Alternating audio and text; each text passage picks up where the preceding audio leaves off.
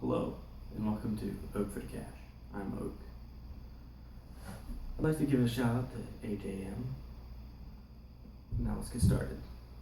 So I was wrong on all three of my predictions yesterday. So that means we're all in for a rough February. But hey, on the bright side, the groundhog didn't see his shadow.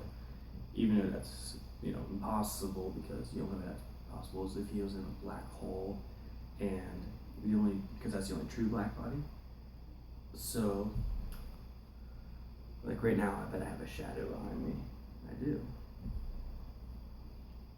But hey, we have spring coming because the groundhog saw a shadow. But you know what we're actually gonna have? Snow. I expected that to be a lot better, but well. Now on to the prop of the day. The prop of the day is Chelsea scoring a goal in the first half. In 23 games, Chelsea has scored a goal in the first half 11 times. That's equal to 47.8%.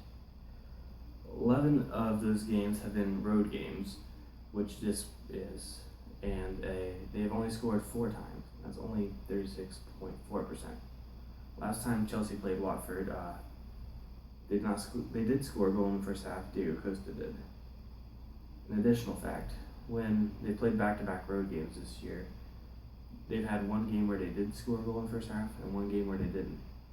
However, this is only a sample size of 2, and it's way too small to be considered even plausible.